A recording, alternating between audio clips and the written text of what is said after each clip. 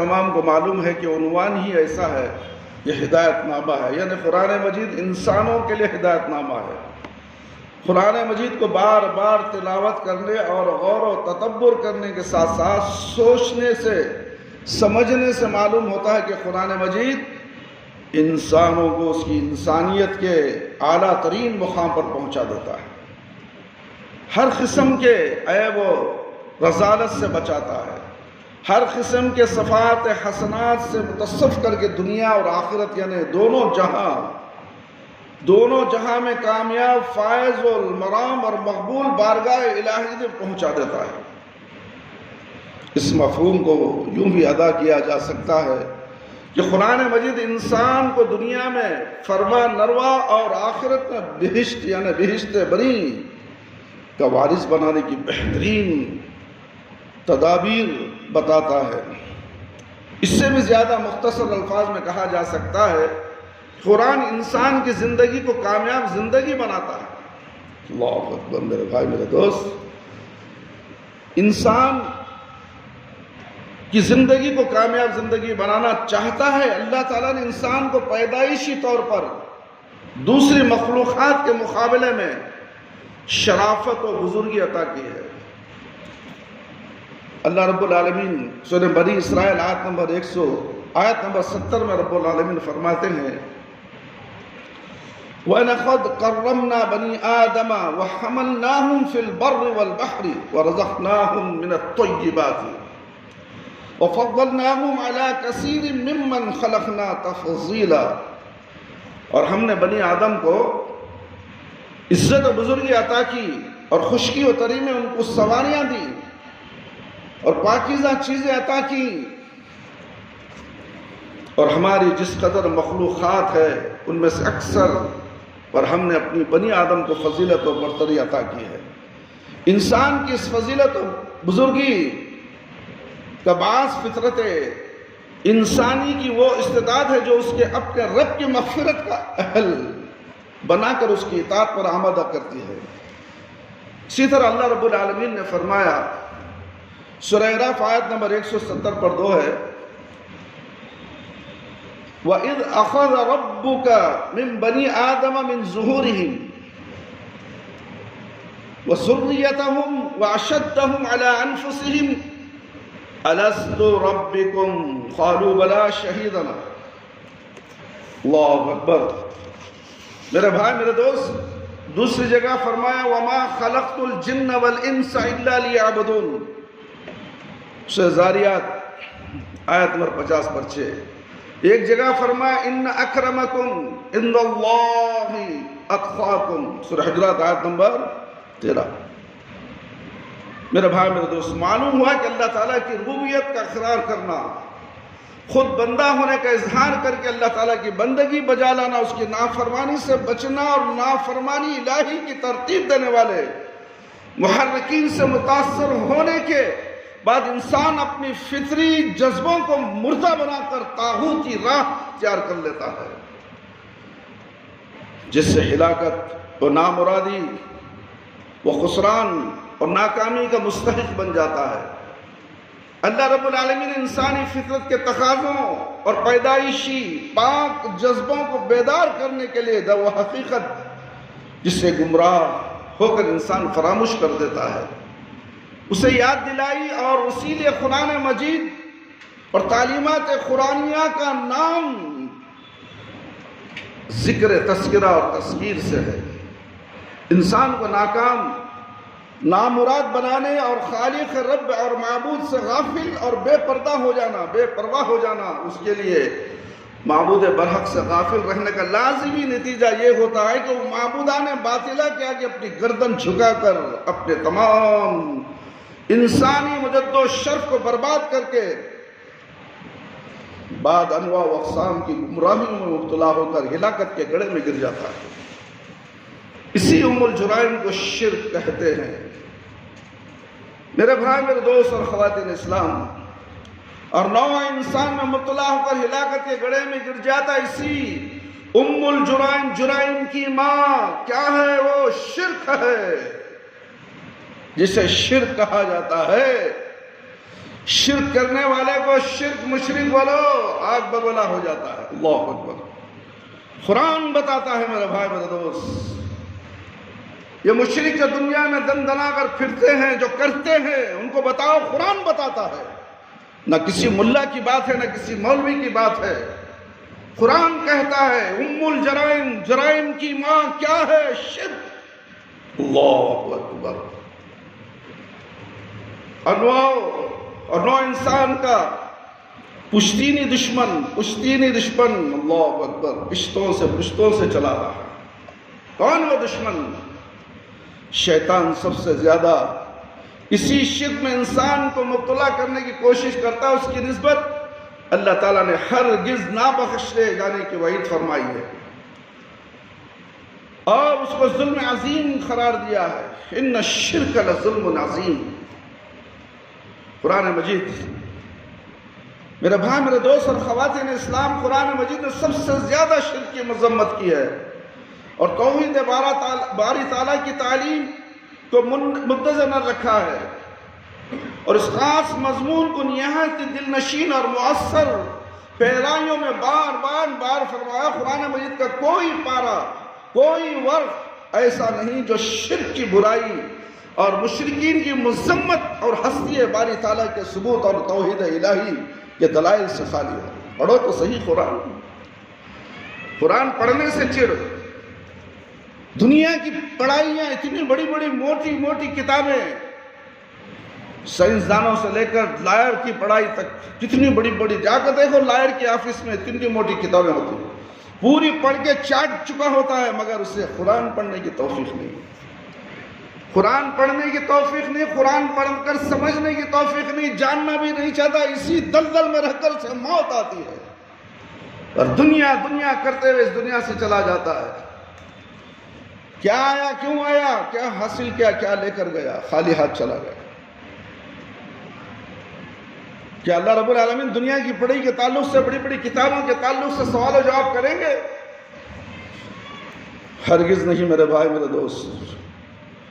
قرآن کی سب سے بڑی خصوصیت یہ ہے کہ وہ انسان کی ہستی باری تعالیٰ کا یقین دلانے اور انسان کی تمام تر توجہ ہما اوقات اللہ تعالیٰ کی جانب مائل رکھنے سے کسی مقام پر غافل نہیں۔ قرآن مجید کا کوئی ایک صفحہ بھی ایسا تلاش نہیں کیا جا سکتا جس میں متعدد مرتبہ انسان کو اللہ کی ذات و صفات کی طرف پر اثر اور مدلل طور پر توجہ نہ دلائی گئی ہو، انسان کو با الہی بنانے کی کوشش نہ کی گئی ہو۔ اللہ تعالیٰ کی وحدانیت کے سمجھانے اور یقین دلانے کے لیے قرآن مجید میں قسم کے زبردست دلائل بیان ہوئے ہیں۔ اللہ تعالیٰ کے علم قدرت، خالقیت، ربوبیت، مالکیت، رحمانیت وغیرہ صفات حسنہ کاملہ کے ثبوت میں نظام عالم اور پیش پا افتادہ اشیاء اور ان کے تغیرات و حالات سے نہایت لطیف اور زبردست دلائل ہے، ایسے جامع اور معنی الفاظ میں پیش کیے گئے ہیں کہ ان سے زیادہ دل نشین الفاظ کے چمکنے اور دریاؤں، دل نشین الفاظ اور لطیف پرائیہ کا تلاش کرنا ممکن نہیں۔ ہواؤں کے چلنے، بادلوں کے برسنے، بجلی کے چمکنے، دریاؤں کے بہنے، پہاڑوں کے پانی کے نکلنے، سمندروں، اللہ اکبر، سمندروں کی بسنے، بجلی کے چمکنے، پہاڑوں سے پانی کے نکلنے۔ آج دیکھو ہماچل پردیش کے اندر پہاڑوں میں سے پانی نکلا، شہر تہس نہس ہو چکا ہے۔ یہ عذاب ہے اللہ رب العالمین کا۔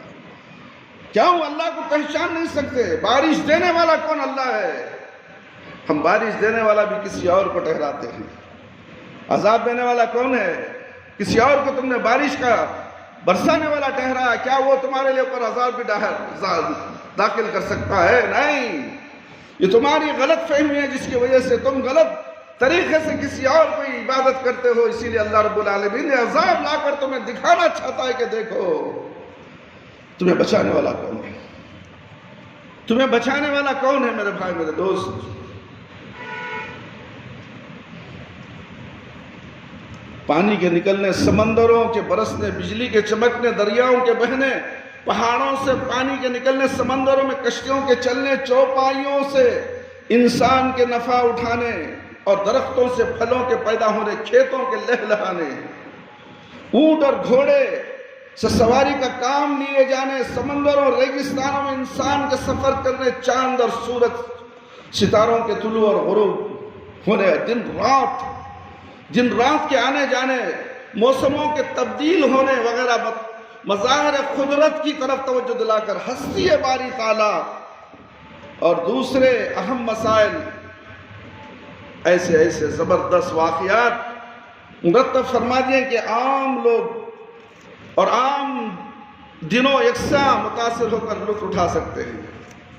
میرے بھائی، میرے دوست اور خواتین اسلام، شرک کی برائی مشرک کو بے پردہ کرنے کے لیے معقولی دلائل کی کثرت کے ساتھ ہی ان بد نتائج کی طرف بھی بار بار توجہ دلائی ہے جو اس دنیا میں ظاہر ہوتے ہیں، ظاہر ہو رہے ہیں۔ قرآن اٹھا کر پڑھو، کتنے مشرکوں کا ذکر ہے، ان کی ہلاکتوں کا ذکر ہے، تاکہ انسان قرآن پڑھے تو عبرت حاصل کرے، اللہ سے ڈرے، اللہ کی عبادت کرے، مگر نہیں، فرصت نہیں ہے۔ 70 سال کا بڈھا خبر میں پیر چھوڑا ہے، سورہ فاتحہ معلوم نہیں، اعوذ باللہ من الشیطان الرجیم معلوم نہیں۔ میرے بھائی، میرے دوست، کتنے ایسے لوگ دندناتے زمین میں، اللہ کی زمین میں پھر رہے ہیں کیڑے مکوڑوں کی طرح، بس ان کو کیڑے مکوڑے ہی کہا جائے گا، کیونکہ اللہ نے اشرف المخلوقات بنایا ہے علم حاصل کرنے کے لیے، اسی لیے کہا گیا اقرأ باسم ربک الذی خلق۔ کیا یہ آیت بتاتی نہیں ہے کہ پڑھو؟ کہاں پڑھو؟ بستر پہ پڑھو۔ میرے بھائی، میرے دوست، قرآن اور حدیث کا مطالعہ کیجیے۔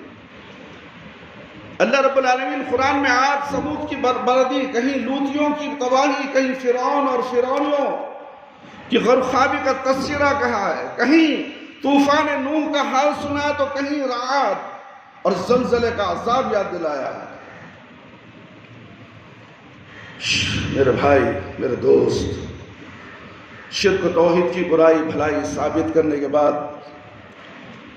بطور استفہام فطرت انسانی کی اس طرح بیدار کیا ہے کہ بناؤ تو صحیح روشنی اور تاریکی کو یکساں کہا جا سکتا ہے۔ بتاؤ میرے بھائی، میرے دوست، تاریکی اور روشنی کو ایک ساتھ جمع کیا جا سکتا ہے؟ کوئی یہ روشنی ہے، کوئی کہہ سکتا ہے کہ یہ تاریکی ہے، کوئی تاریکی کو کہہ سکتا ہے کہ یہ تو روشنی ہے، اس کو پاگل کہا جائے گا۔ پاگل کہا جائے، کیا اندھا اور بینا برابر ہو سکتا ہے؟ کیا کھانا پانی اور میٹھے پانی کا مزہ ایک بتایا جا سکتا ہے؟ کہیں مردہ زندہ برابر ہو سکتا ہے؟ کیا دھوپ اور سایہ میں کوئی فرق ہو سکتا ہے؟ پھر مشرکوں کو للکارا ہے کہ اگر تمہارے پاس کوئی دلیل ہے تو لاؤ، پیش کرو۔ کہیں ہمدردانہ لہجے میں توجہ دلائی ہے کہ تم عقل و فہم سے کیوں کام نہیں لیتے؟ پیار و محبت سے بھی سمجھایا جاتا ہے مشرکین کو، عقل و فہم سے کام کیوں نہیں لیتے؟ کہیں فرمایا کہ آنکھیں رکھتے ہو مگر اسے دیکھتے کیوں نہیں؟ اندھے ہو؟ کان ہے مگر اسے سنتے کیوں نہیں؟ دل ہے مگر اسے سمجھتے کیوں نہیں؟ بتاؤ تو صحیح، مومن اور کافر یا مشرک اور موحد کو کیسے ہم رتبہ خیار قرار دیا جا سکتا ہے؟ میرے بھائی، تمام دلائل اور عواقب اور نتائج سننے کے بعد بھی مشرک کو نجاست شرک سے جو چیز جدا نہیں ہونے دیتی وہ شیطانی اصرار یا ابلیسی تکبر اور استکبار پر آمادہ کر کے توحید الہی اور اطاعت معبود کی طرف متوجہ نہیں ہونے دیتی۔ تقلید آبا و اجداد اور خلف کا اپنے سلف کے نقش قدم پر آنکھیں بند کر کے چلنا، ہمارے باپ دادا ایسا کر رہے تھے، ہمارے خاندان سے چلا آ رہا ہے۔ قرآن کی آیت پیش کر دو، حدیث پیش کر دو، بس وہ یہی لفظ جواب دیں گے کہ ہمارے باپ دادا سے چلا آ رہا ہے۔ تیرا باپ، تیرا دادا اس دنیا سے چلا گیا، اس کا انجام اس نے دیکھ لیا، اب تمہارا انجام کیا ہوگا؟ تمہارے آنکھوں کے سامنے قرآن اور حدیث موجود ہے، پھر سمجھتے کیوں نہیں؟ غور و فکر کیوں نہیں کرتے؟ وہ تقلید آبا و اجداد خلف کا اپنے سلف کے نقش قدم پر آنکھیں بند کر کے چلنا، اللہ تعالیٰ کی عطا کی ہوئی عقل و فراست اور فہم و ذکا سے کام نہ لینا، لہذا قرآن مجید میں بار بار اور بدکر ارباب باپ دادا کے اعمال اور افعال کی انجھی تخلیق کو برا کہا گیا ہے، اور اس مضمون پر یہاں زبردست دلائل سے مدلل کر کے مکمل کیا گیا اور عقل و فہم سے کام لینے کی ترغیب دلائی گئی۔ یہ مت سمجھو کہ دین باپ دادا کا ہے، رشتہ داروں کا ہے، ملا مولوی کا ہے، پیر و مرشد کا ہے، مفتی کا ہے، حضرت جی کا ہے۔ دین تو اللہ نے پیارے نبی صلی اللہ علیہ وسلم کے پر اتارا ہے، شریعت محمد صلی اللہ علیہ وسلم تو پسند نہیں، تمہارے باپ کا، تمہارا باپ کا دین، تمہارا دادا کا دین، پیر و مرشد فقیروں کا دین تمہیں پسند، جو قرآن اور حدیث کے بالکل خلاف، پھر کیسے مسلمان ہو تم؟ کیسے تمہیں مسلمان کہا جائے؟ مسلمان ہو تم، مومن نہیں ہو سکتے۔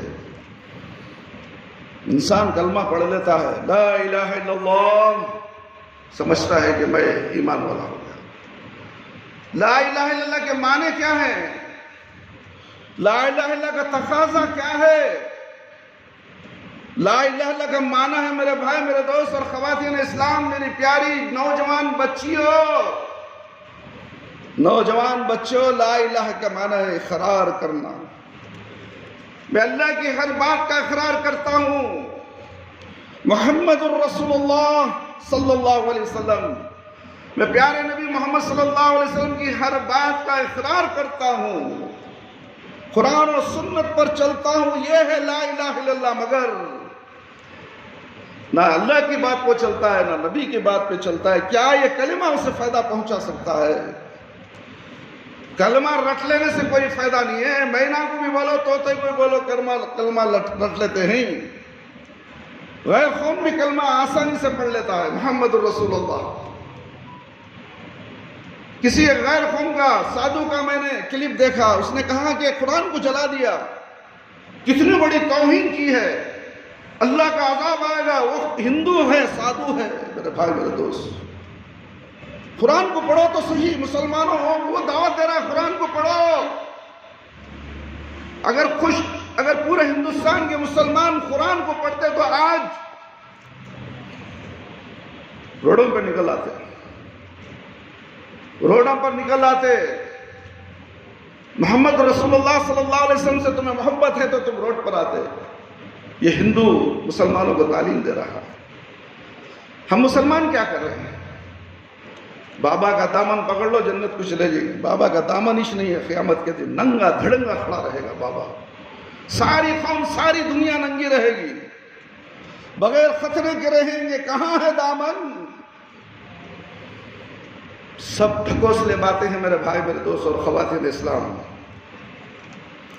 غلط کار اور بدعمال شخص کو جب اس کی رشعی اعمال سے خبردار کیا جاتا ہے تو اپنی غلط کاری سے واقف کو آگاہ ہونے کے بعد تقلید آبا کا سہارا ڈھونڈتا ہے اور اپنے بزرگوں کے اعمال کو بطور سند پیش کرنے کے مفتی، فراست، فاضل، عقل کی حکومت سے باہر آ کر بغاوت کا اعلان کر دیتا ہے اور اپنے ہر ایک نامعقول و باپستہ فعل کو درست قرار دے کر کسی شخص کو اس بات کا مستحق تسلیم نہیں کرتا جو اس کے برے کاموں کی برائی اور اس کے سامنے دلائل ثابت کر کے اس کو راست روی ترغیب دے، اسی کا نام تکبر ہے۔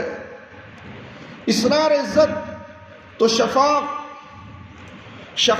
حمیت الجاہلیہ، ضد اور ہٹ دھرمی ہے۔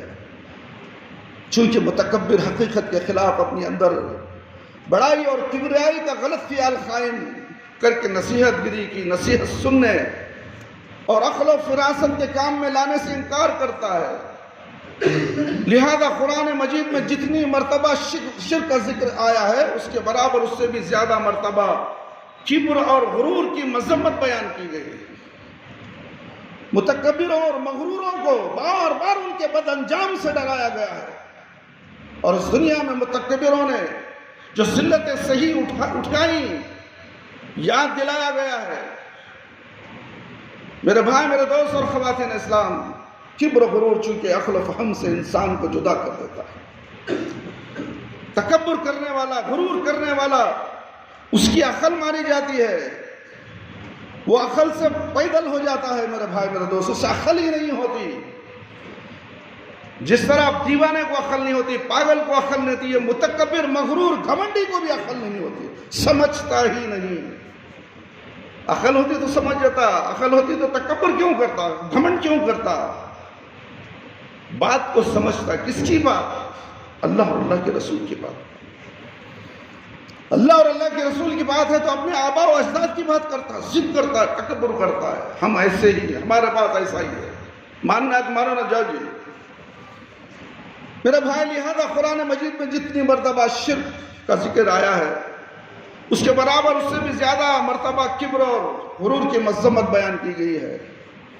کبر و غرور چونکہ عقل و فہم سے انسان کو جدا کر دیتا ہے، مغرور انسان اپنی بڑائی اور بزرگی کے خیال میں پختہ ہو کر دوسروں کو چشمِ حقارت سے دیکھنے کا عادی ہو جاتا ہے، لہذا وہ انجام و نتائج سے بے پرواہ ہو کر دوسروں کے حقوق غصب کر لے اور کمزوریوں پر ظلم و ستم توڑنے اور ہر قسم کے مخالف انسانیت اعمال و افعال پر دلیر ہو جاتا ہے۔ لہذا قرآن مجید میں ظلم و ستم، قتل و غارت گیری، دختر کشی، فحش و زنا، ہر قسم کے بے حیائی اور دوسروں کو بدی اور برائی کی ترغیب دینا، بھلائی اور نیکیوں سے روکنا، نیک لوگوں کے ساتھ ہنسی مذاق کرنا، جلگی اور تمسخر اور استہزاء سے پیش آنا، اکڑ کر اترا کر چلنا، مال و دولت اور کنبہ والوں کی کثرت پر فخر کر کے کمزوروں اور مفلسوں کو تنگ کرنا، قول و قسم، وعدہ کو توڑ دینا وغیرہ بدعمالیوں کی بدائل مذمت بیان کر کے لوگوں کو راست کرداری اور راست روی مخصوص انداز میں ترغیب دی گئی ہے۔ اتنی باریک باتیں قرآن کے اندر بتائی گئی۔ کاش کہ لوگ قرآن پڑھ لیتے، گمراہ نہیں ہوتے، بھٹکتے نہیں۔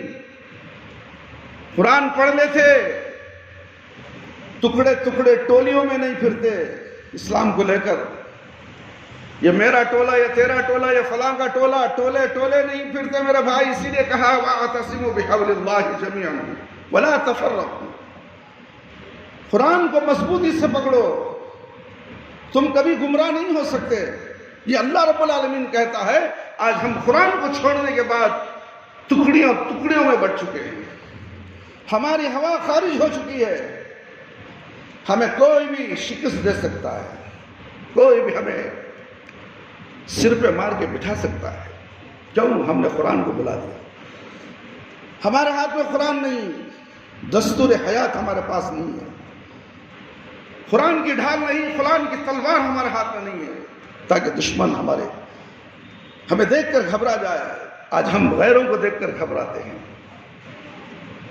چھوٹی چھوٹی غیروں کی جماعتوں سے سارے مسلمان گھبرا چکے ہیں، ڈر چکے ہیں، پریشان حال میں ہیں۔ میرے بھائی، میرے دوست، یہ کیوں؟ قرآن مجید کو ہم نے پسے پوچھ ڈال دیا ہے۔ میرے بھائی، میرے دوست، طاقتور، دولت مند، چھتے والے بدعمان لوگ جو عموماً با اثر صاحب اقتدار ہوتے ہیں، کبر اور غرور میں مبتلا ہوتے ہیں۔ داعیان حق کے مقابلے میں اپنی طاقت اور دولت کو کام میں لاتے اور مالی جانی ایذا رسانی کے علاوہ تحقیر اور استہزاء، حقیر سمجھنا اور مذاق کرنا بھی نیک راست کردار لوگوں کو ستاتے رہتے ہیں۔ لیکن جب ان بدعمالیوں کی طاقت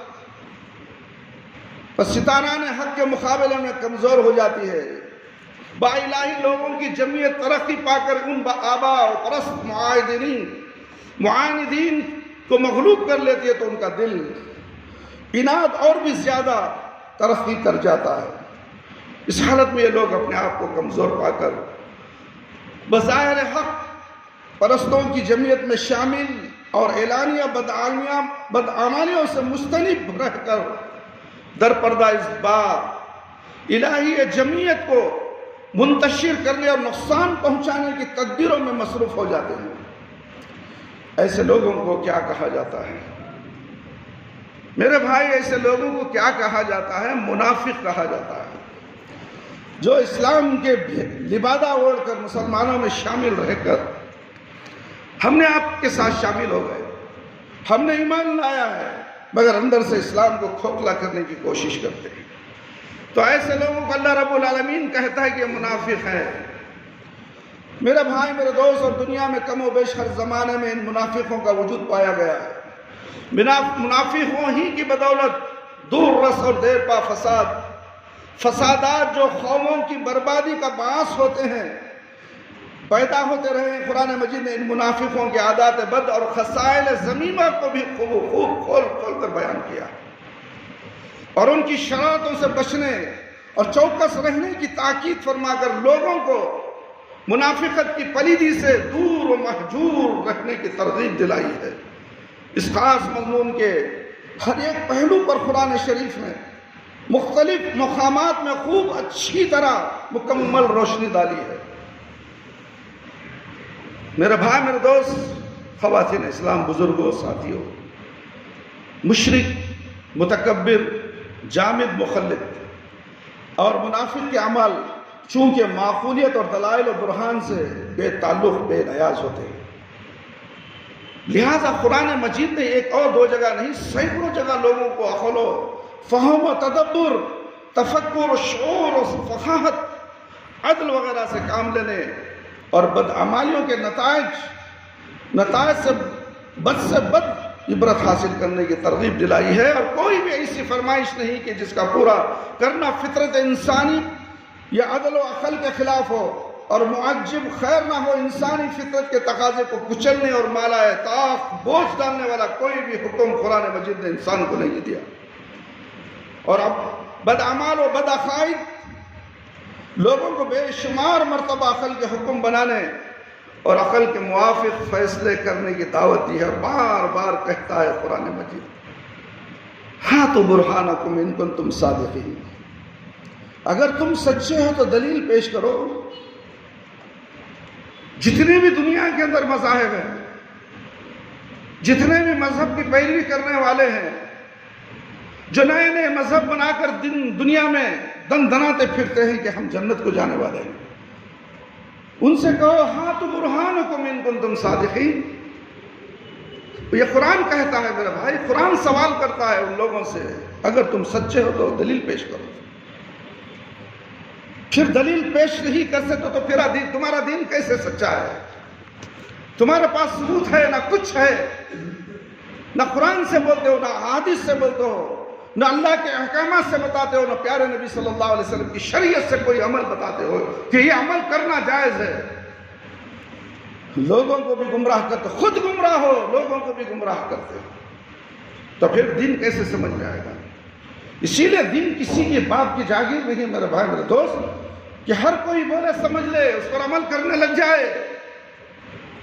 کیا یہ صحیح ہے؟ ہو سکتا ہے؟ ہرگز نہیں ہو سکتا۔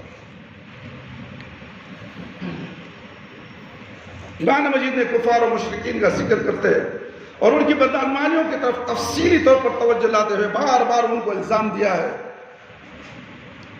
تمہارے اعمال کسی دلیل و برہان سے معید نہیں، اغوائے شیاطینی یا تقلید آبا نے تم کو عقل و دانائی سے محروم کر کے فضائل انسانی سے تہیہ دست اور انسانیت کا دشمن بنایا، کہیں کہیں اعتراض کا پیرا یا نہایت عجیب اور بے حد لطیف اختیار کر کے فرمایا، الیس منکم رجل رشید۔ دنیا میں اکثر لوگ ایسے ہوتے ہیں کہ وہ اپنی بدعمالیوں اور عقیدے کی خرابیوں سے واقف ہو کر اصلیت و حقیقت کو بخوبی سمجھ جاتے ہیں اور ان کے دل میں نیکیوں سے نفرت اور نیک لوگوں کی عداوت نہیں ہوتی، لیکن وہ اپنی حالت میں تبدیلی پیدا کرنے کو اپنی بے عزتی سمجھتے ہیں۔ کسی مشرک یا کسی بدعتی سے تم حقیقت پیش کرو، وہ ماننے کے لیے تیار نہیں، اس لیے کہ اپنی بے عزتی سمجھتا ہے۔ انا للہ و انا الیہ راجعون۔ سب ایسے ہی ہے، نظر دوڑاؤ، حق پیش کرو، حق سمجھتا ہے یہ ملا مولوی، حق سمجھتا ہے میرے بھائی میرے دوست، مگر عمل کیوں نہیں کرتا؟ اس لیے کہ ہمارے بہت بڑی جماعت کو ہم نے گمراہ کر دیا۔ وہ کیا کہیں گے، لوگ کیا کہیں گے، خاندان والے کیا کہیں گے اگر میں نے حق کو تسلیم کر لیا؟ بہت عرصہ ہو گیا، کروڑوں کی اربوں کی تعداد میں لوگ میری اتباع کر رہے ہیں، میرا اونچا مقام، میری شہرت، نام و نمود، یہ تمام چیزیں اسے آنکھوں کے سامنے گھومنے لگتی ہے تو وہ حق قبول نہیں کرتا، حق بولنے والوں سے جھگڑا کرے گا، ہٹ درمی کی، تکبر کی بات کر کے اس کو لوٹا دے گا، واپس کر دے گا۔ اپنی بے عزتی جانتے اور بدعمالی پر قائم رہنے کو مقتضائے وزعداری سمجھتے۔ اکثر ایسا ہوتا ہے کہ با الہی اور راس کردار لوگوں کو مفلس و وفادار اور ضعیف اور کمزور دیکھ کر ان کی جماعت میں شامل ہونا، اپنی عزت و مرتبے کے خلاف سمجھ کر اپنی بدعمالی پر قائم رہتے ہیں۔ لہذا قرآن مجید نے متعدد مقامات پر اس دعا کو ثابت اور واشگاف طور پر بیان کیا ہے کہ عزت کا مالک تو اللہ تعالیٰ ہی ہے، یہ دنیا والے کیا عزت دیں گے؟ تمہاری جتنے لوگ بھی پیروی کرتے ہیں تمہیں عزت نہیں دے سکتے، مگر ایک نیک لوگ جو حق کو مانتے ہیں ان کے سامنے تو تم ذلیل ہو چکے ہو، اللہ نے ان کے سامنے تمہیں ذلیل کر دیا ہے۔ حق بولنے والا ایک شخص تمہیں برا جانتا ہے تمہارے لیے بربادی کے لیے کافی ہے، ایک شخص اگر تمہارے لیے نجات کے لیے کافی ہے، ایک شخص تمہارے علم سے قرآن و سنت پر آ جائے اور جنت میں چلے جائے، تمہارے لیے نجات کے لیے ہزاروں کروڑوں لوگوں کی ضرورت نہیں ہے، نجات کے لیے ایک شخص کافی ہے تمہیں جنت کو پہنچانے کے لیے۔ بات کرو تو سیدھی کرو، بات کرو قرآن اور حدیث کی بات کرو، شرک اور بدعت کے ملغوں سے کسی کو مت کھلاؤ میرے بھائی میرے دوست، شرک ایک گندی چیز ہے۔ ان المشرکون نجس بتا رہا ہے، ناپاک ہے۔ اللہ اکبر، کون؟ مشرک۔ عزت کا مالک تو اللہ تعالیٰ ہی ہے، وہی جس کو چاہتا ہے عزت دیتا ہے اور جس کو چاہتا ہے ذلیل کر دیتا ہے۔ جو لوگ اللہ تعالیٰ کے نافرمان اور بدعمالیوں میں مبتلا ہے وہ دنیا میں انجام میں کار ذلیل و رسوا ہوتے ہیں، اور متقیوں کا انجام ہمیشہ بخیر ہوا کرتا ہے۔ والعاقبۃ للمتقین والعاقبۃ للمتقین، سورہ اعراف آیت نمبر 120 پر آئے۔ ہر جگہ اللہ رب العالمین قرآن میں متقیوں کی تعریف کرتا ہے، متقیوں کے لیے جنت، اس کی نیچے نہریں بہنے والی ہیں، اور متقی کو کسی قسم کا ڈر بھی نہیں ہوگا، خوف بھی نہیں ہوگا۔ بدعمان لوگوں کو انجام کی خرابی کو ذہن نشین کرانے اور ثبوت میں استقراری کا نتیجہ کے ذریعہ پیدا کرنے کے لیے قرآن مجید نے ترغیب دی ہے کہ سیر و سفر اختیار اور مختلف ملکوں اور دنیا کے مختلف حصوں میں جاؤ، وہاں کے آثار قدیمہ اور تباہ شدہ افراد اقوام کے نشانات دیکھو اور تحقیق کرو کہ کن کن بدعمالیوں کی پاداش میں کس طرح بڑی بڑی طاقتور قومیں اور بڑے بڑے صاحب جاہ و چشم لوگ عذاب الہی میں گرفتار ہو کر برباد ہو گئے، ان کا مال و لشکر، دولت و حکومت، عز و جاہ کچھ بھی کام نہ آ سکا، بلکہ ذلیل و رسوا ہو کر، دلیل و خال ہو کر، اللہ اکبر میرے بھائی میرے دوست، کتے کی موت مرے۔ اللہ نے ان کا ذکر قرآن میں کیا ہے، جو اللہ کا نافرمان ہے کتے کی موت مرے گا۔ میں نہیں کہتا، اللہ کہتا ہے، ذلیل و خوار ہوئے، زمین چاٹ لیے، زمینوں میں دھسا دیے گئے. آج بھی تم نے سیلابوں کو دیکھتے ہو انٹرنیٹ کے اندر، تمہیں ہوش نہیں آتا، اللہ یاد نہیں آتا، اللہ کی طاقت، اللہ کی قدرت سمجھ میں نہیں آتی. ملا مولوی بابا پیر و فقیر و مرشد کے چکر میں پڑے ہو، یہ ہمارے لیے جنت پہ لے جائیں گے. ہزاروں میل دور جنت کی خوشبو بھی نہیں پا سکیں گے میرے بھائی میرے دوست، جن کی تم پیروی کرتے ہو. اللہ اور اللہ کے رسول صلی اللہ علیہ وسلم کی پیروی کرو، جنت تمہارے پیروں کے نیچے ہے. جنت کے اندر وہ نہریں ہوں گی، کیسی قسم کی نہریں ہوں گی تمہیں جنت میں ملنے والی ہے. اللہ وعدہ کرتا ہے تمہیں جنت کا دینے کا، یہ جنت کو لے جانے کا وعدہ کرتے. جھوٹے مکار ہیں میرے بھائی میرے دوست، ان کی مکاریوں پر مت جاؤ. اللہ نے تمہیں عقل دی ہے، غور و فکر کرو، سوچتے کیوں نہیں؟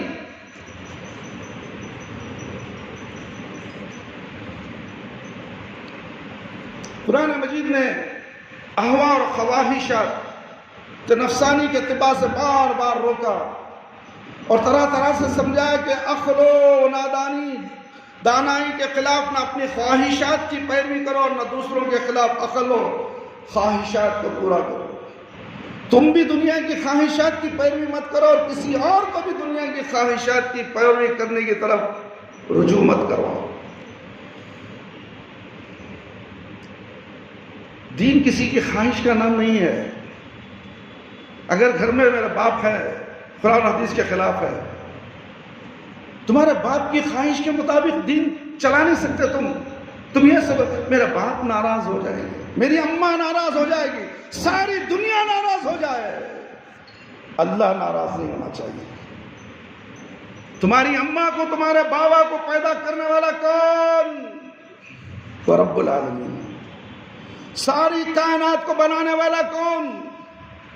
کیڑے مکوڑے، چونٹیاں، چرند پرند، یہ آب و ہوا، یہ بارشیں، یہ سورج اور چاند ستارے تمہارے باپ نے بنائے، تمہاری اماں نے بنائے.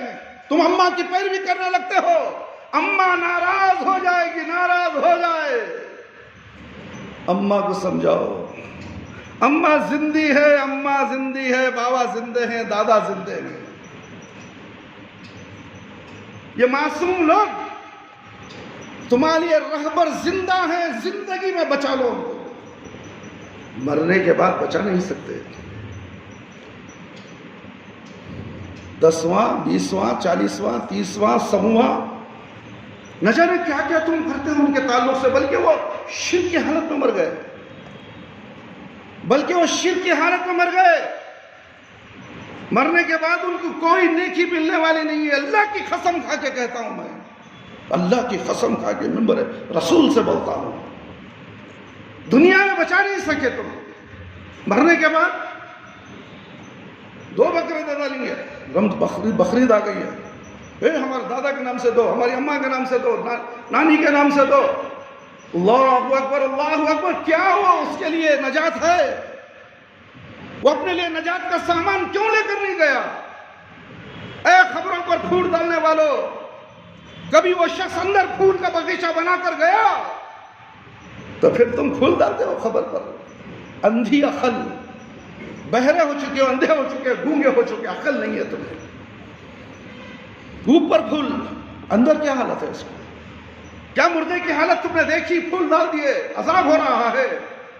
عذاب تو بتایا گیا صحابی کا، قبرستان میں اللہ کے نبی صلی اللہ علیہ وسلم موجود تھے تو عذاب ہو رہا تھا. تو اس کے بعد ایک جھاڑ کی کاڑی اللہ کے نبی نے لگائی. تم کو عذاب ہو رہا معلوم ہے؟ جب تم کو معلوم ہی نہیں ہے کہ خبر کے اندر کی جھڑتی کیا ہونے والی ہے، تم پھولوں کی برسات. ہر جمعرات کو پھول، شب برات کو پھول، ہر عید کو پھول، اور بیپاریوں کا بازار قبرستان کے پاس لگا ہوا ہے، تھیلی میں لگا کے بیٹھا ہے 50 روپے پھول. انا للہ و انا الیہ راجعون. عقل ماری گئی ہے میرے بھائی میرے دوست.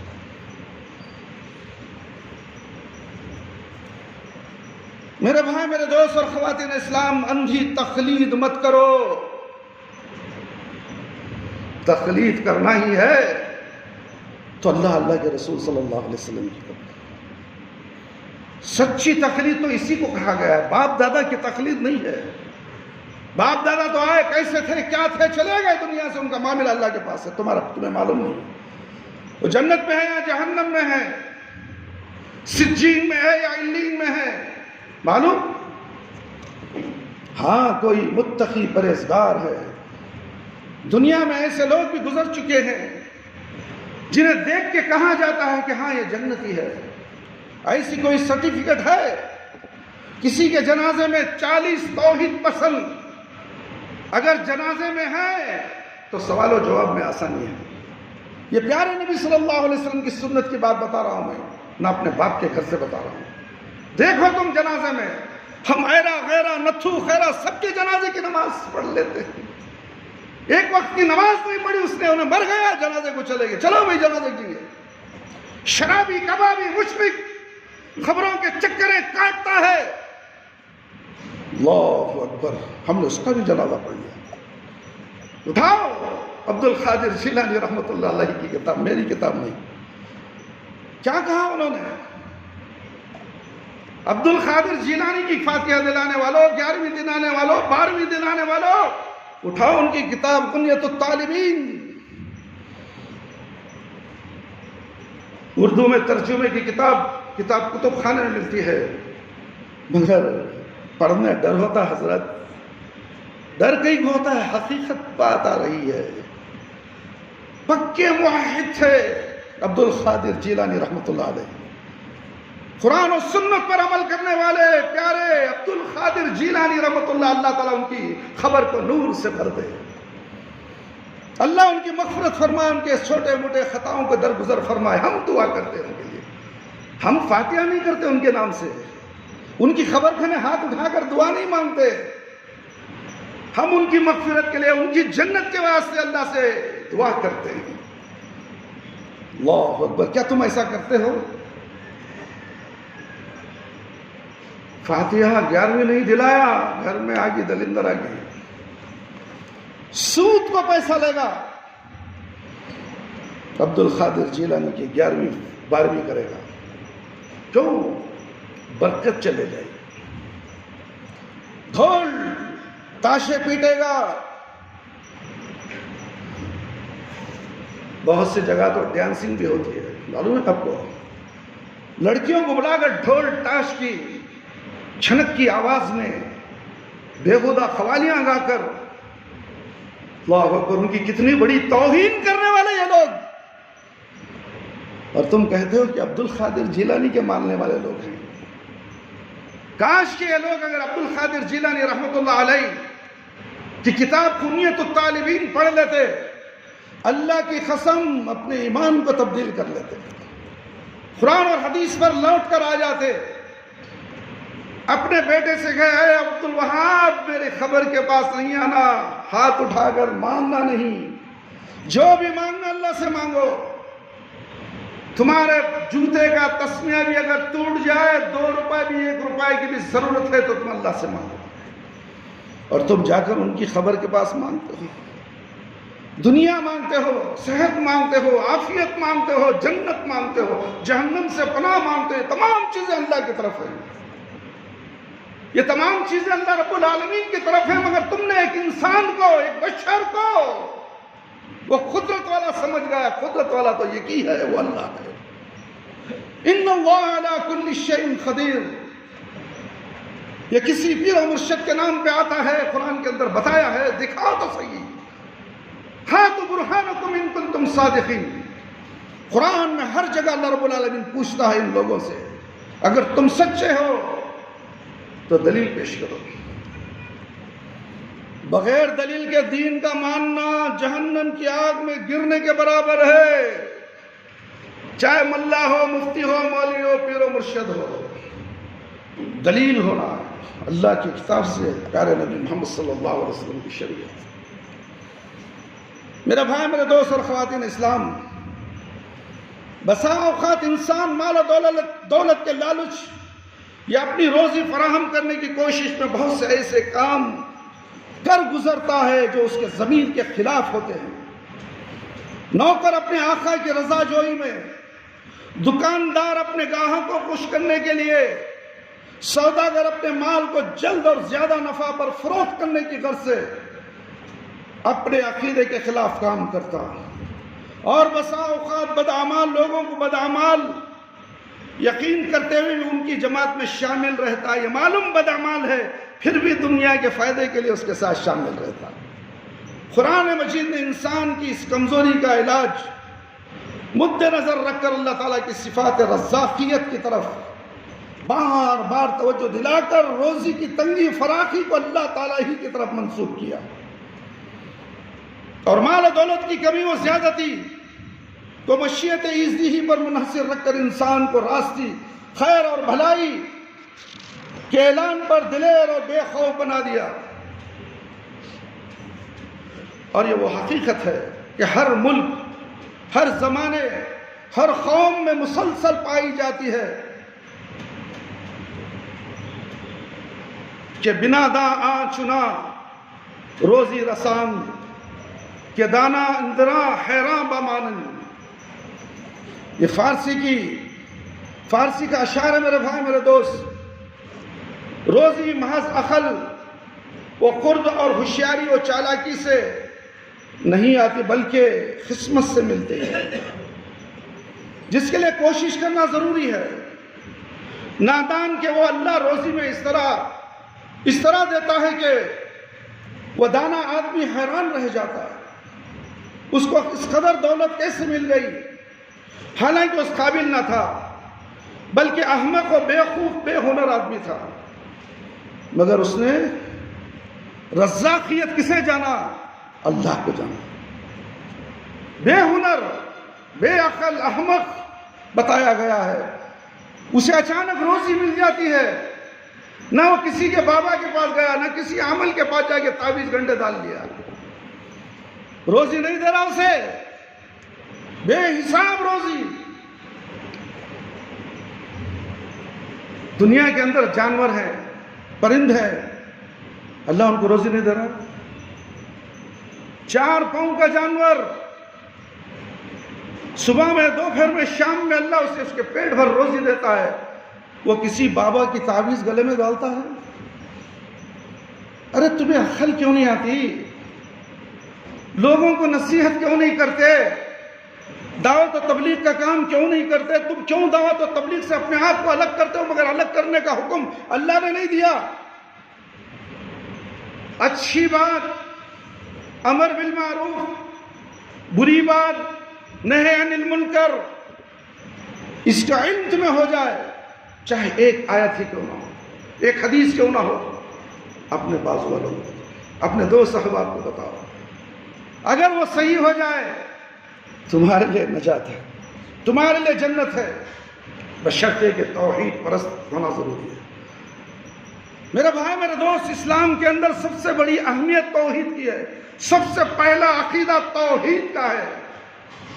توحید کے جھنڈے کو اپنے اندر گاڑو۔ دوسری بات، رسالت محمد صلی اللہ علیہ وسلم کی شریعت پر عمل کرو۔ اللہ اور اللہ کے رسول کی شریعت کے بعد کیا ہے معلوم؟ درگاہ کو جانا، تعویذ گنڈے باندھنا، اللہ اکبر، ہر مسلمان کو معلوم نہیں۔ توحید کیا ہے نہیں معلوم، رسالت میں آپ صلی اللہ علیہ وسلم کیا ہے نہیں معلوم، حضور صلی اللہ، آنکھیں کو چومو، پاؤں کو چومو، انگوٹھوں کو چوم لو، انکھی کو لگا لیا، جنت تمہارے باپ کی۔ نہ عمل، نہ زندگی بھر تم نے عمل کیا پیارے نبی محمد صلی اللہ علیہ وسلم کے طریقے کے مطابق، پھر بولنے سے کچھ نہیں ہونے والا ہے۔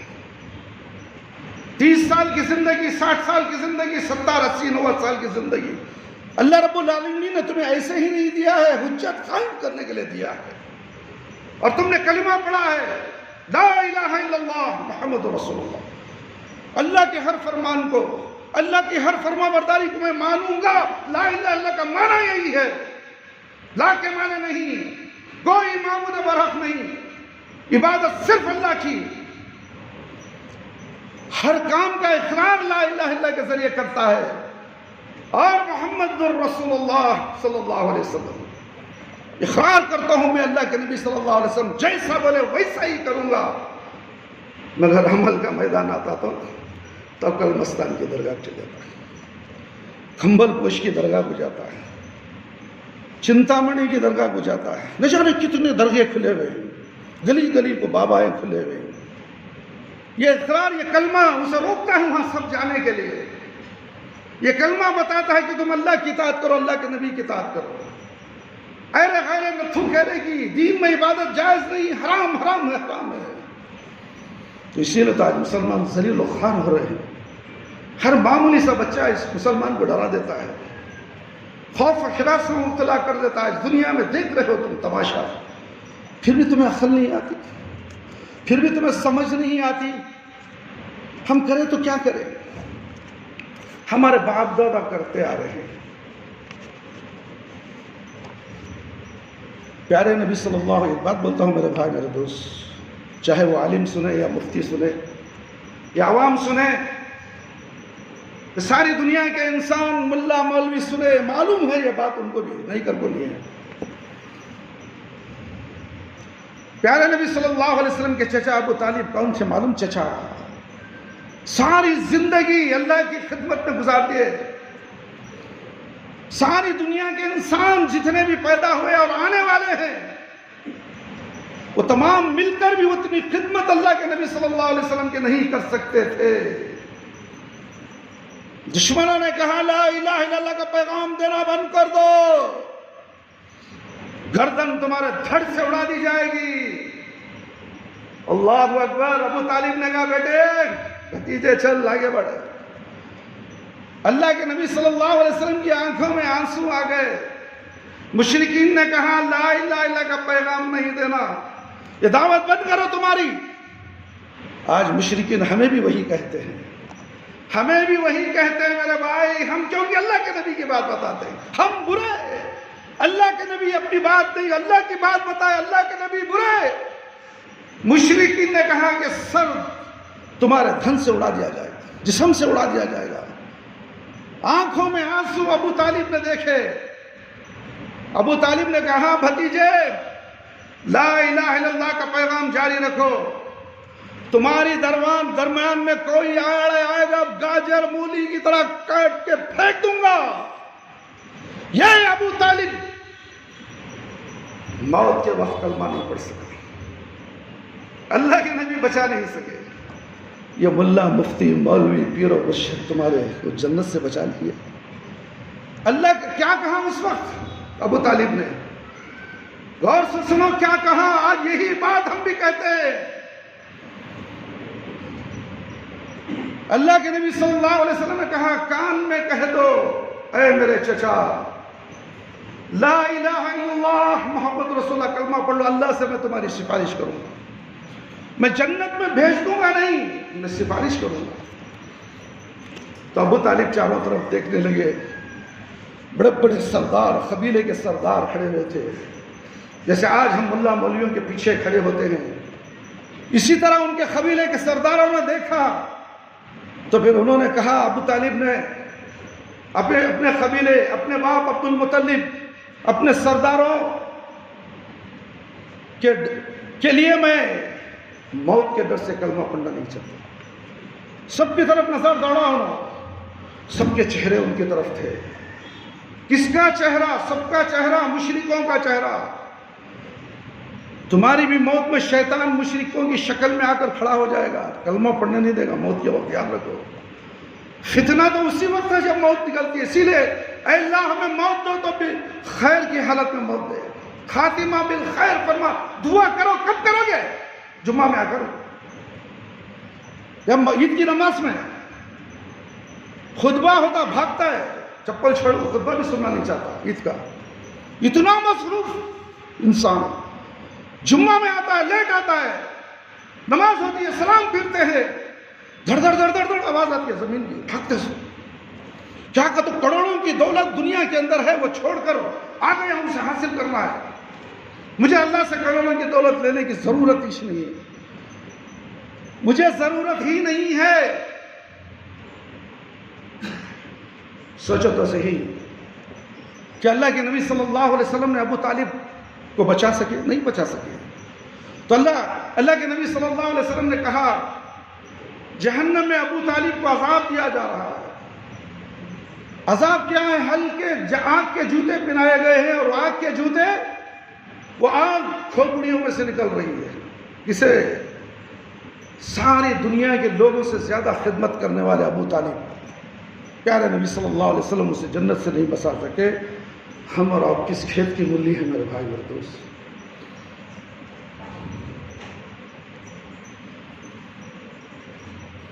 شریروں، فسادیوں اور بدماشوں کے مقابلے میں سر بکف ہو کر میدان میں نکلتے۔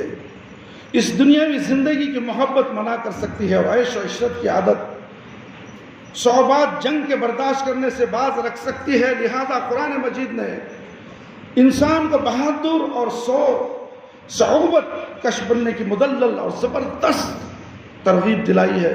اس بات کا یقین دلایا ہے کہ ہر شخص کی موت کا ایک وقت مقرر ہے، اور اس کی زندگی کی مدت محدود اور متعین ہے، جس میں کمی بیشی نہیں ہوتی۔ اس تصور کے بعد انسان میں خطرات کے مقام پر کھڑے رہنے اور صفِ خطال سے پیچھے نہ ہٹنے کی استعداد خود پیدا ہو جاتی ہے، خود پیدا ہوتی ہے۔ ماں باپ، اولاد، بھائی بہن، خاندانی بزرگ، قریبی رشتہ داروں کی محبت، جس کو خون کا جوش کہا جاتا ہے، انسان کو مجبور کرنے کے لیے بڑی بڑی زبردست طاقت ہے۔ دنیا کی ہر ایک قوم اور ہر ایک ملک میں ہمیشہ اس زبردست طاقت نے اپنی ہستی کا ثبوت پیش کیا ہے۔ اسی طاقت سے ہمیشہ تقلید جامد اور شرک و گمراہی کی جڑی کو پانی ملتا رہا ہے۔ قرآن مجید نے ایک طرف رشتہ داروں کی محبت اور ان کے حقوق کو تسلیم کر کے ان حقوق کی بجا آوری اور فطرت انسانی کی رعایت کو متضمن رکھا ہے، دوسری طرف حق و صداقت، توحید باری تعالیٰ اور رضا الہی کے مقابلے میں ماں باپ، اولاد اور بھائی بہن وغیرہ تمام رشتہ داروں کو ناقابل التفات قرار دے کر انسان کو حمایت حق کے لیے شمشیر برہنہ بنا دیا ہے۔ شر اور فساد کے مٹانے کی کوشش میں انسان اپنی جان کو معرض خطر میں ڈالنے سے اس لیے بھی باز رہ سکتا ہے کہ جب خود میں ہی نہ ہوا تو شر و فساد کے مٹ جانے اور امن و امان کے دنیا میں قائم ہونے سے مجھ کو کیا نفع پہنچ سکتا ہے۔ لہذا میں اپنی جان گنوا کر شر و فساد کو کیوں مٹاؤں اور خود نقصان اٹھا کر دوسروں کو کیوں فائدہ پہنچاؤں؟ اس خیال خام کی تردید اسلام میں قرآن مجید نے روز و جزا اور اخروی نتائج کی طرف توجہ دلا کے علاوہ ایثار اور قربانی کی حقیقت کے سمجھانے اور ایثار کو بہترین اعمال ثابت کرنے میں یہاں دلیل مدلل مؤثر طرز کلام اختیار کیا ہے۔ شر و فساد کے عنصر کو مغلوب اور ملکی فضا میں امن و امان کی استعداد پیدا کرنے کے بعد امن و امان کے باقی رکھنے اور انسانی معاشرت کو خوشگوار بنانے کے لیے ضرورت ہے کہ آپس کے تعلقات اور معاملات میں ہر ایک انسان ان کے حقوق محفوظ ہو، کوئی کسی کے مال و جان عزت کے بیجا نقصان نہ پہنچا سکے۔ لہذا قرآن مجید نے ایک طرف لوگوں کو عدل و انصاف قائم رکھنے کی ترغیب دی اور دوسری طرف ایک کامل و مکمل نظام سلطنت پیش کر کے انسانی ضروریات کے ہر ایک شعبے کے لیے اصولی قوانین پیش کر دیے، جس سے بہترین قوانین پیش کر دیے، جس سے بہترین قوانین و آئین نہ تجویز کیے جا سکتے ہیں، نہ ان میں کسی قسم کا عیب اب ثابت کیا جا سکتا ہے۔ آئین سلطنت قوانین حکومت جو امن و امان کے قیام اور نظم سلطنت کے استحکام کا معجب ہیں، ان کے نفاذ، نگرانی اور عمل درآمد کے لیے بھی ایک امیر یا سلطان کی ضرورت ہے۔ قرآن مجید نے اس کا نام اول الامر یا خلیفہ تجویز فرما کر اس کی اطاعت کو لازمی قرار دیا۔ میرے بھائی، میرے دوست، جنت کی نعمتوں اور راحتوں نیز دوزخ کے عذابوں تک تذکرہ بھی قرآن مجید میں بکثرت آیا ہے، اور اس تذکرے کا ہونا اس لیے ضروری تھا کہ برائیوں سے بچنے اور نیکیوں کرنے کی ترغیب ہو، اور دنیا کی راحتوں کا گریزدہ ہو کر انسان آخرت سے غافل اور رضا الہی کے کاموں میں محنتوں اور مصیبتوں سے جی چرانے کی طرف مائل نہ ہو۔ ایک مختصر بات بول کر اپنی بات ختم کرتا ہوں۔ لوگوں میں فساد، بدامنی پیدا ہونے کے اسباب میں نسلی امتیاز، قبائلی عصبیت کو ہمیشہ نمایاں درجہ حاصل رہا ہے۔ قرآن مجید نے شعوب و قبائل کے امتیاز کو تسلیم کرتے ہوئے اس امتیاز کے اس پہلو کو جو باعث فساد ہوتا ہے بالکل فنا کر دیا ہے۔ قرآن مجید کہتا ہے کہ قبائل کا الگ الگ ہونا وہی حیثیت رکھتا ہے جو اشخاص و افراد کے الگ الگ نام رکھے جانے کی حیثیت ہے۔ جس طرح ہر شخص اپنے جدا نام سے پہچانا جاتا ہے، اسی طرح قبیلے الگ الگ ناموں سے تعبیر کیے جاتے ہیں، لیکن محض کسی قبیلے یا کسی خاندان سے متعلق ہونے کے سبب کوئی شخص عزت و تکریم کا مستحق نہیں ہو سکتا۔ قرآن کریم نے ان اعمال کو باعث تکریم قرار دے کر خاندانی اور نسلی تفاخر کی جڑ کاٹ دی ہے۔ ترقی کا راستہ ہر انسان کے لیے یکساں کھلا رکھا ہے، جس کو طاقتور اور قابو یافتہ لوگ کمزور کے لیے ہمیشہ مسدود کرتے چلے آئے ہیں۔ آپس میں کامل اتفاق، سچی محبت پیدا ہی نہیں ہو سکتی جب تک ایک شخص دوسرے کے حقوق پر غازمانہ طور پر قابض ہونے سے پرہیز نہ کرے۔ قرآن مجید نے ہر ایک شخص کے انسانی و فطری حقوق اور اس کو دلا کرنا اتفاقی بغض و کینے کی جڑ کاٹ دی، پھر فرما بردار اور نیک لوگوں کو آپس میں محبت اور اتفاق و اتحاد کے ساتھ زندگی بسر کرنے اور ایک دوسرے کی ہمدردی و نفع اور آسانی میں سرگرم رہنے کی تاکید فرما کر با الہی انسانوں کے لیے اس دنیاوی زندگی کو بھی جنت کی زندگی بنا دیا ہے۔ اور اسی لیے سب کو بھائی بھائی بنا دینے کا ذکر فرما کر اس کو اللہ تعالیٰ کا بڑا انعام ثابت کیا ہے۔ میرے بھائی میرے دوست، اور بہت سے باتیں ہیں انشاءاللہ اسی قرآن مجید کے تعلق سے، اور بھی بہت سے باتیں ہیں، اسی کو انشاءاللہ آئندہ بھی آپ کے سامنے پیش کیا جائے گا، اس لیے کہ ہم قرآن کو پڑھتے ہی نہیں ہے، قرآن کو سمجھتے ہی نہیں ہے۔ قرآن کیا کیا بول رہا ہے، اللہ اکبر اللہ اکبر۔ جو قرآن پڑھتا ہے اسے معلوم ہے، جو نہیں پڑھتا اسے کیا معلوم ہے، جاہل کو۔ دنیا کی پڑھی حاصل کر لے، سارے بڑے بڑے موٹے کتابیں پڑھ لے، جسے قرآن نہیں پڑھتے ہو دنیا کا سب سے خطرناک جاہل، اس دھرتی پر اسے جینے کا حق ہی نہیں ہے، اللہ کی دھرتی پہ چلنے کا حق نہیں، اللہ کی نعمتوں کو کھانے کا حق نہیں۔ قرآن نہیں آتا حضرت ہمارے بابا پڑھا دی، تجھے کیا رہے ہوگا؟ تجھے عقل نہیں دی اللہ قرآن پڑھنے کے لیے؟ تیرا باپ نہیں پڑھا تو کیا ہوا؟ مریا تو خبر میں جا کو عذاب، تجھے کیا ہوا؟ مسجد کے دروازے کھلے ہیں قرآن پڑھنے والوں کے لیے۔ اے نوجوانوں، اے بوڑھو، ہگڈے نگر کے باسیوں، آؤ تقوی مجید کو تمہارے کام و کاج سے فارغ ہو کر آؤ۔ یہ عبد الرحمن قرآن پڑھانے کے لیے تیار ہے کوئی مائی کا لال؟ پڑھنے والے بچے بھی ادھورے ہو گئے، اماں کے بابا کی باتیں سن کو تقوی مجید کو پاؤں رکھے تو ڈر ہوتا ہے، ہاں ڈر ہوتا ہے۔ خبر میں سنان ایک ڈبہ معلوم ہوتا ہے تقوی مسجد کیا تھی، تقوی مسجد تمہیں کیا دے رہی تھی، تم نے کیا حاصل نہیں کیا۔ سب سے بڑا بدنصیب دنیا میں کوئی نوجوان ساتھی ہے جو تقوی مسجد سے منہ موڑ کر مسجد کے سامنے گھومتا پھرتا ہے، مسجد کے اندر اذان ہوتی ہے تو مسجد کے اندر داخل نہیں ہوتا ہے۔ اس سے بدنصیب انسان ہے، اس سے بڑا بدنصیب انسان ہے۔ آزو بازو دکان ورکشاپ سب موجود ہیں، حی علی الصلاۃ حی علی الفلاح، کوئی مائی کا لال مسجد میں داخل ہو۔ یہ مسلمان جسے دیکھ کے شرما یہود بیت الخلاء کے لیے پیشاب کے لیے آتے ہو اور بیت الخلاء گندا کر کے جاتے ہو، یہ تو اللہ کے مہمانوں کے لیے بیت الخلاء کھولا گیا ہے، تمہارے گندے پیشاب کے لیے بھی۔ یہ گندا پیشاب دھونے والا عبد الرحمن ہے، کوئی یہاں خادم نہیں ہے، کوئی مؤذن نہیں ہے، اور تم کھڑ موٹ کر جاتے ہو، پانی تک نہیں ڈالتے۔ مسجد کے بیت الخلا کس کے لیے ہے؟ مسافر کے لیے، نمازی کے لیے۔ گاڑی لے کے آیا، آٹو کھڑا ہے، سب کر پیشاب مذہب کیا جی نماز نہیں پڑھتے؟ نہیں حضرت زور سے آگا پیشاب، جاؤ جی 2 رکعت نماز پڑھ گئے۔ حضرت ٹائم نہیں حضرت، بھاڑا ہے۔ زندگی بھر اسی طرح مرتے وقت بھی کہے گا پیشاب کی پاکی نہیں ہے، بھاڑا ہے۔ فرشتہ جب روح نکالنے آئے گا تو یہی الفاظ اس کے زبان سے نکلیں گے، بھاڑا بھاڑا بھاڑا بھاڑا، کام کام کام۔ اپنے ہوش کے ناخن لو میرا بھائی۔ شاید انٹرنیٹ کے ذریعے سے آپ کے سامنے ایک کلپ ظاہر ہوئی ہوگی، اس میں لکھا ہے آپ ضرور سنو۔ میں نے بھی سنا، میری آنکھوں میں آنسو آ گئے سنتے سنتے۔ عبرت آموز نصیحت ہے تمام لوگوں کے لیے۔ ایک کمپنی کا مینیجر ہے، اس نے ایسے ہی کلپ آگے بڑھایا، دیکھتا رہا، ٹک ٹاک کے گانے سنتا رہا، ناچ گانے دیکھتا رہا، کوئی دین کی بات آتی ہے تو اسے آگے بڑھاتا ہے۔ ہاں ہر مسلمان کا یہ فریضہ ہے۔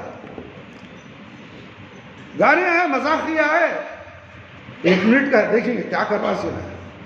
وہ آگے بڑھاتے ہی اللہ کے نبی صلی اللہ علیہ وسلم آگے بڑھاؤ، اللہ نے کہا آگے بڑھاؤ، نماز پڑھو آگے بڑھاؤ، روزہ رکھو آگے بڑھاؤ، دین کی بات آگے بڑھاؤ آگے بڑھاؤ، اور یہ دنیا سے بھی آگے بڑھ جائے گا، خبر میں جا کر سو جائے گا۔ اور دنیا میں بھی فرشتے آگے بڑھائیں گے، کہاں؟ جہنم کی طرف۔ اور اس آدمی نے کہا میں مینیجر ہوں، میں نے وہ کلپ میں یہ سنا کہ جو نماز نہیں پڑھتا، فجر کی نماز جو نہیں پڑھتا وہ منافق ہے۔ کافر کی بات تو چھوڑو، بعد میں آئیں گے۔ اور منافق کو ہم بہت اچھا سمجھتے ہیں، منافق کہتے جی کافر مشرکین۔ منافق سب سے نیچے جہنم کے تلے کے نیچے رہے گا۔ منافق یاد رکھ لو، معمولی نہیں ہے۔ اس کلپ میں بتایا گیا کہ مجھے منافق رات بھر سویا نہیں، سوچتا رہا، پھر اس حدیث کو میں تلاش کرتا رہا، دیکھتا رہا، آگے بڑھاتا رہا۔ مجھے وہ آدمی کی بات، جو منافق ہے جو نماز چھوڑ دیتا ہے وہ منافق ہے، یعنی کہ ایک نماز چھوڑنے والا منافق۔ تو بڑی پریشانی حالت میں نے قرآن اور حدیث کا مطالعہ کیا، علماء کرام سے رجوع ہوا، اور انہوں نے قرآن اور حدیث سے مجھے بخاری اور مسلم کی حدیث بتائی۔ اس میں بتایا گیا کہ جو شخص فجر اور عشاء کی نماز نہیں پڑھتا وہ منافق ہے۔ مسلمان کو فجر اور عشاء کی نماز بہت بھاری پڑتی ہے۔ جب اس کے رونے کے ٹھکانے نہیں میرے بھائی، جسم کام چکا اس کا، کیا میں منافق ہوں؟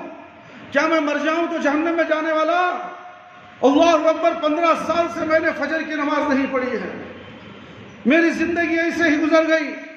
میں دکان کمپنی میں 8 بجے جانا ہے، 7 بجے کا الارم رکھتا ہوں، کبھی میں نے فجر کی نماز کے لیے الارم نہیں رکھا۔ آج سننے والوں سنو میرے بھائی میرے دوست، زار و خطار روتے ہوئے فرما رہا ہے، میں نے کہا نہیں، اب میں نماز نہیں چھوڑوں گا، الارم تو 7 بجے کا رکھوں گا اور اللہ سے التجا کروں گا، اے اللہ مجھے فجر کی نماز میں اٹھا دے۔ اللہ سے میں نے دعا کی، گڑ گڑایا، اور اللہ نے مجھے تہجد میں اٹھا دیا۔ آج میں تہجد گزار کے ساتھ 5 وقت کی نماز الگ نہیں، وقت چھوڑ کے نہیں، با جماعت پڑھتا ہوں۔ جو با جماعت نماز نہ پڑھے وہ بھی منافق ہے، 1 رکعت چھوڑ کر آئے وہ بھی منافق ہے، 1 رکعت 1 جمع 1 نماز پڑھے فجر کی، 4 چھوڑ دے، 4 چھوڑ دے، فجر چھوڑے پھر بھی بے نمازی۔ اور نمازوں کا بیڑا غرق تم نے کیا، اور تم اللہ کی نظر میں عزتدار، شہر کے بیپار، سیاستدان لوگ ہماری عزت کرتے، بھاڑ میں بھی تمہاری عزت۔ اللہ تمہیں ذلیل و خوار کر رہا ہے۔ فجر کی نماز میں جو حاضر نہیں ہوتا، اللہ رب العالمین کہتے ہیں کہ لعنت ہے اس شخص پر جو گھر میں سویا ہوا ہے۔ پھر تم اپنے آپ کو عزتدار سمجھتے ہو؟ تم سوچو تو ہے اپنے آپ کو کتنے غلیظ ہو، تم نے کتنے گندے ہو۔ گندے کوئی اٹھا کر جہنم میں پھینکنے والا ہے، جہنم رسید کرنے والا ہے کون؟ اللہ رب العالمین۔ نمازوں کو چھوڑ کر پھر بھی مسلمان، بولو حضرت ٹارگٹ کرتی ہے، کس سے ٹارگٹ؟ کس کو ٹارگٹ کرتا ہے عبد الرحمن؟ یہ منافق کی حدیث ٹارگٹ ہے، ساری دنیا کے مسلمانوں کے لیے ہے، کائنات میں جہاں کہیں بسنے والے مسلمانوں کے لیے حدیث ہے، تمہارے لیے نہیں۔ تم بے نمازی اس لیے کہتے ہو کہ میرے پولیس بول نہیں سکتے، یہ تمہارا سوچنا غلط ہے۔ قرآن مجید کھلم کھلا تمہارے خلاف بغاوت کر رہا ہے، قرآن مجید تمہیں کھلم کھلا بے نمازی کہتا ہے، بے نمازی کا جنازہ مت پڑھو کہتا ہے۔ تم بے نمازی کے جنازے میں جا کر کہتے ہو کہ ہم حق ادا کر دیے۔ بے نمازی کا جنازہ پڑھتے پڑھو، کبھی وہ مسجد میں نہیں آیا۔ مشرک کا جنازہ، بے نمازی کا جنازہ نہیں۔ عبد القادر جیلانی رحمۃ اللہ علیہ بولتے ہیں کہ بے نمازی کا جنازہ مت پڑھو، مشرک کا جنازہ مت پڑھو، جاؤ مسلمانوں کے قبرستان میں دفن مت کرو، اسے جنگل بیابان میں پھینک کر آؤ، چیل کبوں کے حوالے کر دو۔ یہ اللہ کی بات، نبی کی بات۔ پیارے عبد القادر جیلانی رحمۃ اللہ تعالیٰ ان کی خبر کو نور سے بھر دے۔ کاش کہ ان کی بات سمجھ جائے، کاش کہ ان کی تعلیمات کو اپنا جھومر بنا لے۔ اللہ تمہیں بخش دے گا، اللہ کا نجات دے دے گا، دنیا میں بھی بھلائی دے گا، آخرت میں بھی بھلائی دے گا۔ مرو گے تو خیر کی حالت میں مرو گے۔ موت کیا ہے؟ خاتمہ بڑا خطرناک ہے۔ میرے بھائی، یہ دنیا چند دن کی زندگی ہے، آخرت کی فکر کرو۔ جو آخرت کی فکر کرتا، اللہ سے ڈرتا، وہ کبھی نماز نہیں چھوڑتا، کبھی شرک نہیں کرتا، بدعت نہیں کرتا، صرف ایک اللہ کی اور ایک نبی صلی اللہ علیہ وسلم کی اطاعت و فرما برداری کرتا ہے۔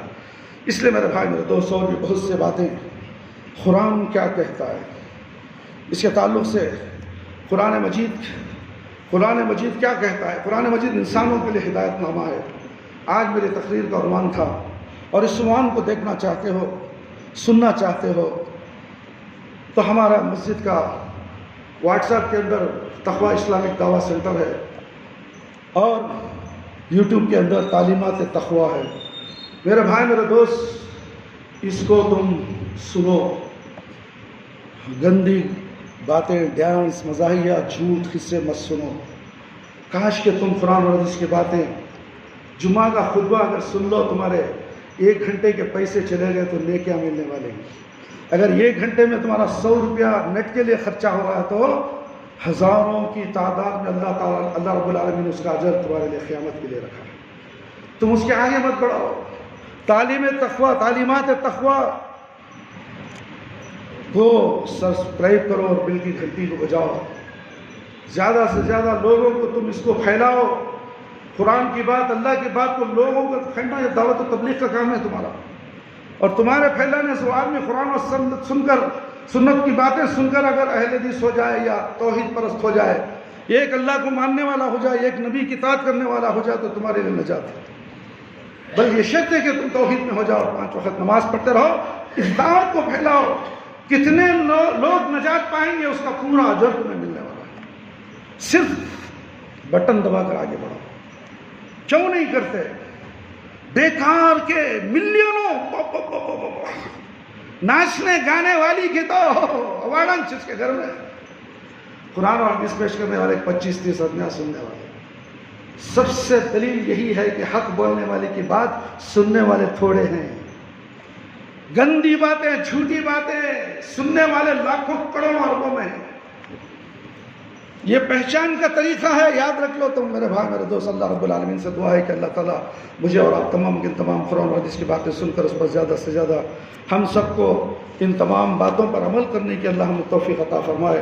اللہ تعالیٰ ہمارے گناہوں کی مغفرت فرما دے، قبر کے عذاب سے بچا لے، جہنم کی آگ سے بچا لے، قبر کے سوالات بالکل آسان فرما دے، قبر کی تاریکی کو روشنی میں بدل دے، میدان حشر میں رسوائی سے بچا لے۔ اے اللہ ہمیں موت دے تو ایمان کی حالت میں موت دے، جب ہماری روح ہمارے جسم سے نکلے تو اللہ ہماری زبان پر کلمہ لا الہ الا اللہ محمد رسول اللہ جاری رہے۔ ربنا لا تزغ قلوبنا بعد إذ هديتنا وهب لنا من لدنك رحمة إنك أنت الوهاب ربنا تقبل منا إنك أنت السميع العليم وتب علينا إنك أنت التواب الرحيم سبحان ربك رب العزة عما يصفون وسلام على المرسلين والحمد لله رب العالمين يا حي يا قيوم برحمتك أستغيث